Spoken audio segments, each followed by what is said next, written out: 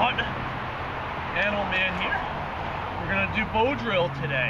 This is a primitive fire starting method. This is the first one I ever learned. When I was a kid, I used to screw around with this in the backyard, and I used to get smoke. And now that I've had training in it, know the right technique and everything, it's not as hard as it's made out to be. I mean, it can be if it's humid or wet, but it's definitely great to know for an emergency fire starting method. And no matter where your family's from, no matter what ethnicity, where in the world, no matter where you live now, people there have used this if you go back far enough in time.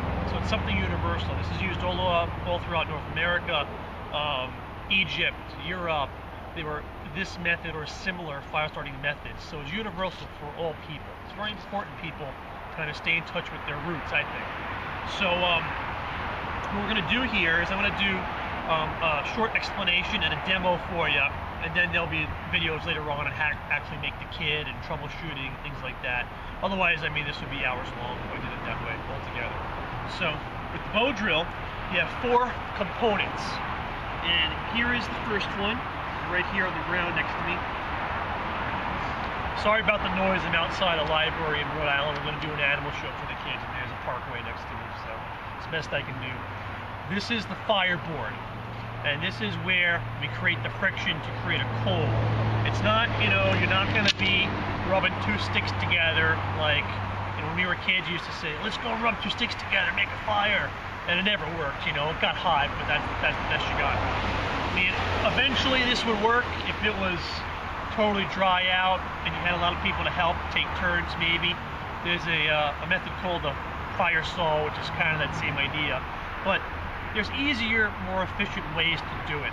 So instead of going like this, where the friction and the heat is in one spot on this, but on this it's along the whole thing, get out of that idea, get out of that mindset. Instead, you should be thinking like that, all in one spot.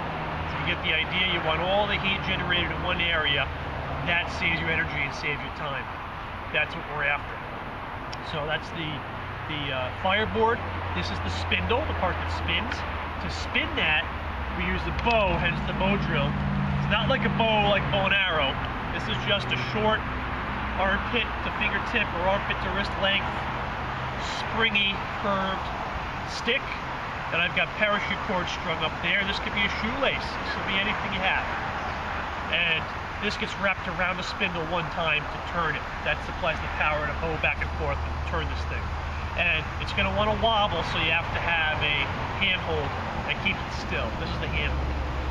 It's important that these 3 parts, the handhold, spindle, fireboard, are the same hardness wood, which is like a medium wood. This is cedar. Or at least these 2 are the same hardness wood, so that way they grind down evenly. This can be harder, especially if you want a long-term handhold that's going to last you. This is black walnut. It's a harder wood, so it's not going to grind down as fast as these will.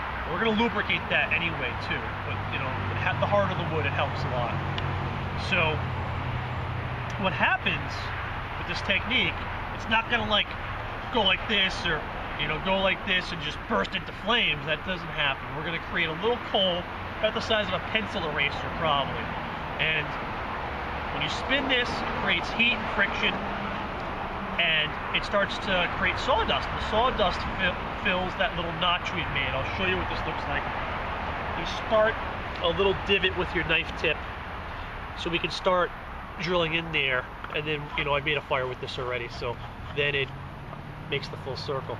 You want that notch to go almost to the center, but not quite, and then it should be about a pizza slice. It should be 1/8 of a circle-ish. Too much bigger, and this is going to want to pop out of there. If it's too small, it gets in the way of the coal. You can't make the coal effectively. If it's too big, it also will make it too hard to get enough heat in that one little area. So a pizza slice is what we're after, 1/8 of a circle. And it's going to fill that notch with sawdust. Once the notch fills all the way, the sawdust contacts the part that's spinning. It heats up to 800 degrees, and bada bing, you have a coal. Then party's not over still. We have to blow that coal into flames in our tinder bundle that's already prepared for us, and I have it right next to me here. So I'm going to show you what this looks like now. Put it all together. I'll show you the form too, how you should be standing. And we're going to lubricate our handhold. And use whatever you have. You can use grease from your ear, your forehead, your nose. I have Burt's Bees chapstick, so I'm going to use that. I mean, you could use sap from a pine tree. All different things work. When I learned this at my survival school I went to, we used soap. And if you're going to lubricate the handhold in the top of this, you want to make sure that you don't mess up which end is which and put the lubricated side down, because that'll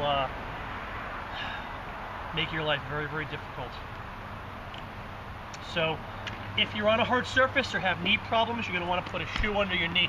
I'm right-handed, so that means I used my right knee. I'm going to put my right knee down, and I'm going to bow with my right hand. So your right knee should be down. Your left foot is going to hold the fireboard in place. The last thing you want is to get your sawdust in there and your coal, and for this to move and the whole thing gets destroyed. You have to start all over. I mean, it's really annoying. It's horrible. It's heartbreaking. And I want my arch of my foot about an inch from the hole I'm going to drill into. That's the target. And when I stand, when I kneel rather, I want there to be a square here. It's very important. My shin bone on my left leg is 90-degree angle to the ground. And I'll tell you why in a second. Let me get ready to roll here. You should be able to almost stick a Coleman cooler right through your legs there. I mean, or a small box, depending on how big you are. It should be a square. So, to get ready, we're going to hold the bow in our right hand because I'm right-handed. Put the spindle with the lubricated side up onto the string. Wrap it on the string one time, like that.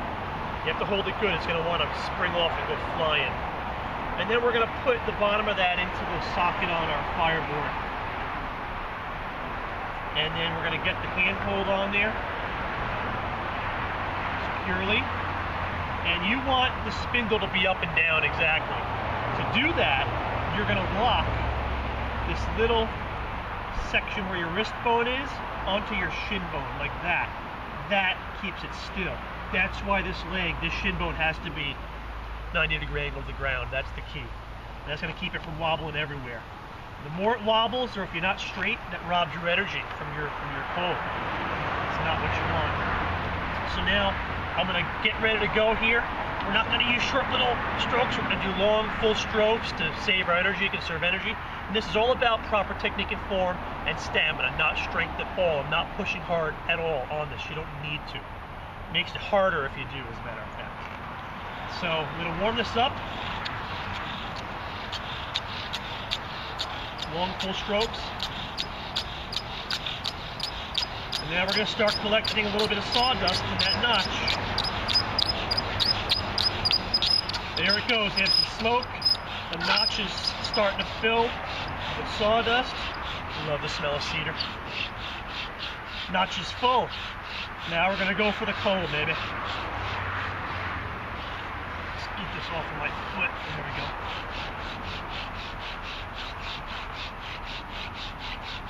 Oh, we've got a huge coal. Now you saw how long that took. Let me show you what that did. I love this. This is so cool. Let me show you. Look at the size of that. I'm going to blow on it. The whole thing. The whole thing's a coal. So now, like I said, won the battle, not the war. Now we have to put this in our tinder bundle we've got prepared and blow it into flame still, which is not always a walk in the park. Sometimes you have to get several coals before this will work. So we're going to gently tip this in there. Make sure we have it like a bird's nest so it's not going to fall through anywhere. Okay. Alright, it's in. Okay, here we go. Whoops, whoops, whoops. Let's see how we do now.